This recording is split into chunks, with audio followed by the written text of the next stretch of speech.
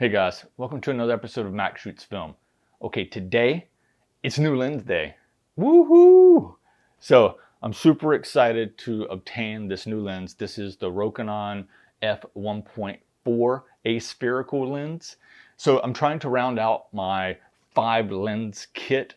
There's 5 key focal lengths that I want to have in my bag as I travel around the Ozark Mountains, which should allow me to get any image I want from wherever I'm at without having to use a zoom lens. So, there's some things at a distance I want to grab, things close up. I want to shoot portraits. I want to capture moments indoors. So I need to be able to shoot wide open. With the portraits, I want that 3D separation. So when I used to shoot digital, I shot a Nikon 85mm F1.4G. I think that lens was like $1,300 or $1,600. I was like, okay, I'm definitely not paying for that when I'm shooting film. So I remembered this lens back in the day, and I was like, wow, I'll never shoot manual focus. I was all digital, bro. And I saw it back then, it was only like $300 some. So I said, okay, let me look into that. Well, this lens here, I bought it for like $95. An 85 f1.4 aspherical lens. And I was like, okay, I'm gonna buy it and just try it out. So here's what we're gonna do today. We're going to convince Danny to put on some makeup, do her hair, and allow me to traipse her all around our town here in the Ozark Mountains and take some portraits of her. Let's see how this thing renders images. Is it sharp? How does the bokeh, the out of focus characteristics in the background look? And so let's go do the shoot and then come back real quick and just give you my final thoughts. Is this a pro level lens for under $100? All right, see you back here in a few. Okay guys, we made it to the lake. Super fortunate to live in an area where we have like 7 lakes all around us. So we're definitely gonna take advantage of that today. I have brought 2 FM2s. The black one has the Ilford black and white film that you can develop in C41. I like doing that because I'm super lazy and I don't want to mix up black and white chemicals for one roll of film and then develop this in C41. Makes it crazy easy. This is a 400 speed film. I'll shoot it at 200 ISO, but if I want to go straight bokeh bro and open it wide open, I did bring an ND filter, so I'll be able to slap that on, take 3 stops off. This is a 3-stop ND filter. I'll throw that on to help me get to where I want to be, wide open.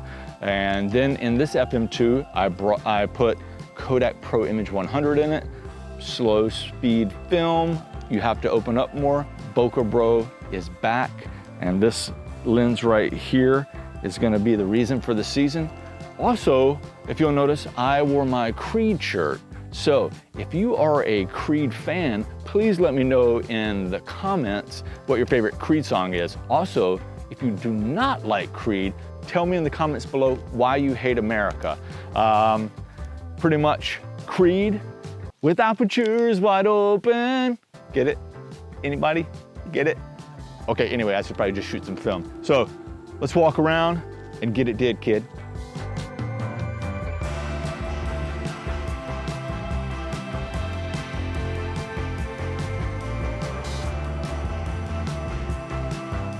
One, 2. So on this one, I've got her rim lit. You just have to remember that you need to overexpose 1 or 2 stops because she is backlit. So I'm gonna get close and meter her just to confirm it. One more.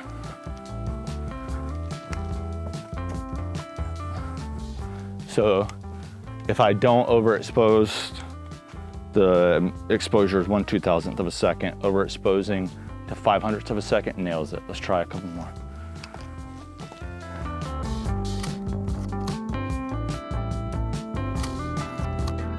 Okay, so on this one, we'll get a little bit farther back perspective and see how she goes. I'll try not to fall into this lake. Oh yeah.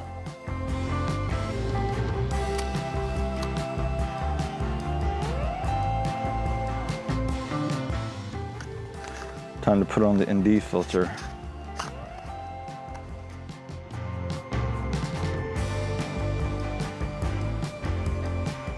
All right, once again, backlit. I'm going low, overexposing, shooting at that Bokeh Bro 1.4. Here we go. Perfect. All right. Make sure I don't fall in this lake. 1, 2. Little smile, little smirk this time.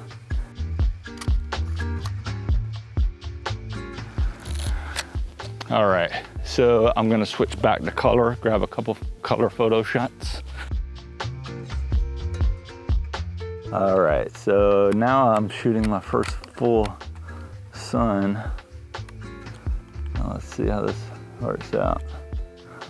Here you go, 1, 2. I gotta do one of these. Let's see, I want you. You see where that rock is right here, that first boulder? Mm-hmm. You're gonna be in the middle of the path. Okay.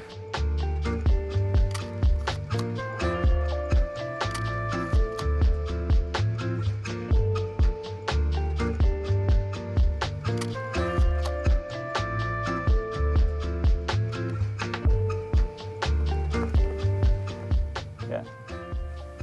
1, 2, now look back at me, over your shoulder. Yeah, hold that right there, don't move. That's, you look absolutely beautiful right there.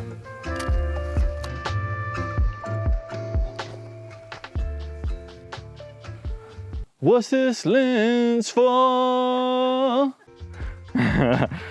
right, so pretty cool shot here. Danny saw it when we were walking up. This is a drop off here, and the pond, the lake actually stops right there. When it rises above that level, it goes into an overflow. So being eye level with her here, it looks like the lake is right on her back. So we're gonna do a quick portrait. Good call there. Bam. All right, let's do this.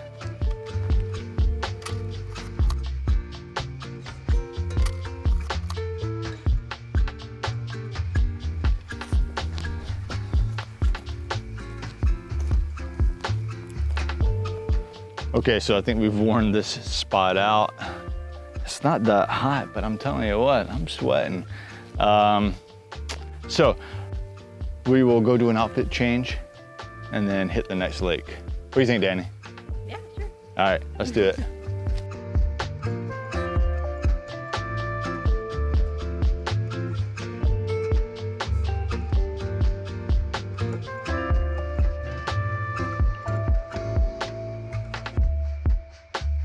But seriously, like, who does not like Creed? We are going to their concert in Little Rock in early November, and hit me up in the comments if you're going to the concert in November. If you hadn't planned on it, now you probably should.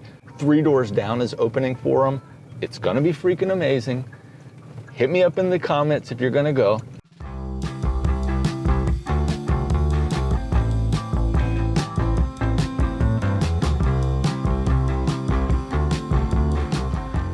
Okay, so we're at the second lake. I'd say sunset is in about 25 minutes. It may get loud here in a minute. The light is crazy bright. I have about 12 frames of black and white left and about 12 frames of color. So I'm gonna try to fly through those. We'll see how it works out. Are you nervous, Danny? No. You're not nervous? No. All right, the lady says she's not nervous.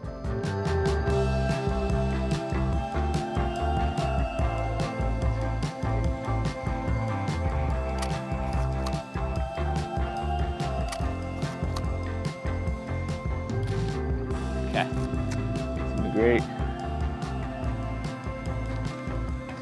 Then maybe down that pier.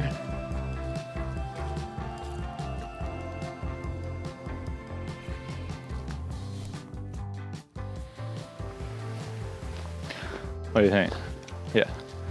Then turn towards me. Yeah, damn, that's great. 1, 2. Okay, now I'm gonna get you looking out at the lake. Yeah, that's it. 1, 2. You stand up here.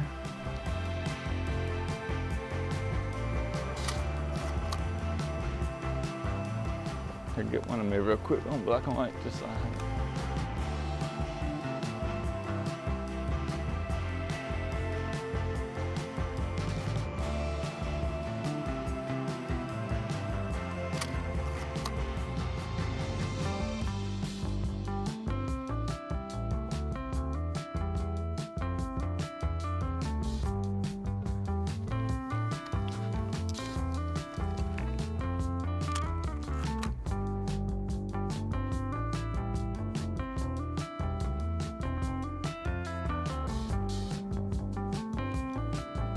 Yeah, just like that.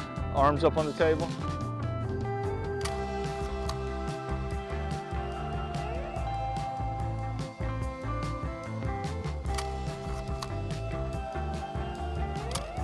Perfect.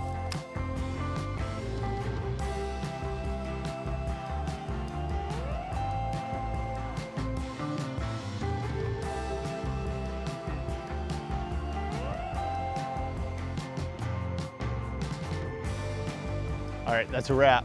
So, roll of color, roll of black and white. Let's develop the images, scan them, edit them, and then let's talk about, is this truly a pro portrait lens for less than $100? You've seen the images. I'll give you my final thoughts. Let's head back to the house. Okay guys, shoot is done, film's developed, scanned, edited, all that fun stuff that comes along with shooting film. So, let's answer the question, is this lens a pro level 85 f1.4 portrait lens that you can buy for under $100? It's obvious, guys. No, it's definitely not a pro level lens, but it is an amazing lens that you can buy for under $100. I would say it's probably the best 85 1.4 that you could probably buy for under $500-600, right? Let's be real. We're shooting film. If you're shooting digital, you could probably do a bunch of post-production to make it near where that 85 1.4G Nikon lens is. You can get pretty close if you really work hard in post-production. But the reason we shoot film is because we don't want to do a bunch of post-production. So, what are my thoughts? One, the out of focus characteristics of the bokeh, the way it's all smashed together, it's beautiful, pastel. It's not really erratic like the Nikon 50 f1.4G. The bokeh in that is so just like, it's like you're on acid and then in a roller coaster going up and down nonstop. It's just so jittery and out of control. This is a very pleasing bokeh. Sharpness. It's not very sharp, but we're shooting film. Not a lot is, unless you're shooting like a Leica Summicron 50mm or something like that. Of course, there's a few other lenses that aren't Leica that shoot sharp, but let's be honest, not a lot on film. 35mm. Of course you can get that with medium format. So not very sharp. The bokeh looks amazing. And then I would say contrast is low contrast. It's low saturation. But all of that really allows the film to impart what it has as a native characteristic of it, and the lens doesn't impart a whole bunch. Guys, this is an 85 1.4 lens that's under $100. It was an absolute pleasure to shoot. I'm terrible at shooting manual focus. SLRs, rangefinders, I'm much better because that the patch is so much easier for me to nail focus on portraits. With portraits, I'm shooting at f1.4. When I'm shooting a landscape, it doesn't matter. You're at like f8 to f11 and f8 and be there, right? f1.4 is very difficult for me. I think what I would have done different next shoot is use the Nikon F100 with this. That gives you focus assist. So if you are using, if you're going to use this for a portrait and you're not great at manual focus, this guy right here, definitely use one of the more modern film SLRs. The N90S, made a video on that, F100. Both of those are going to like have a little green dot that says you're there. So that's probably the only thing I would do different. You'll see this more and more in some of the videos as I think it's an amazing focal length. I did a helicopter shoot and I chose this over my 105. You'll see that video coming up soon. So even the medium telephoto distance. Knowing the height I was going to fly in the helicopter, I was like, this is the perfect lens. So it's already come in handy since then. So if you want to review the images, I've started a new website, realmaxshootsfilm.com. You can check that out and view all the images. I'll start uploading all of the images from my shoots. And then who knows, maybe one day I'll sell print so I can recoup some of the costs for the film and developing, which is absolutely astronomical, as all of you know. I took a couple years off of film, and then film decided to go up $11 billion per roll. Also, please be sure to check me out on Real Max Shoots Film on my Instagram. And then, as every YouTuber says, please be sure to like, subscribe, and absolutely comment. What are your thoughts on this lens? Do you have an 85mm recommendation? What would you suggest otherwise? I mean, the Voigtlander 90mm f2, I considered that as well, but I really wanted to go bokeh bro on this, and the F1.4 was a no-brainer, and it's less than $100. So it's hard to pass this lens up. I hope you enjoyed the video. I hope you enjoyed the images, and I'll chat with you in the comments and see you next video.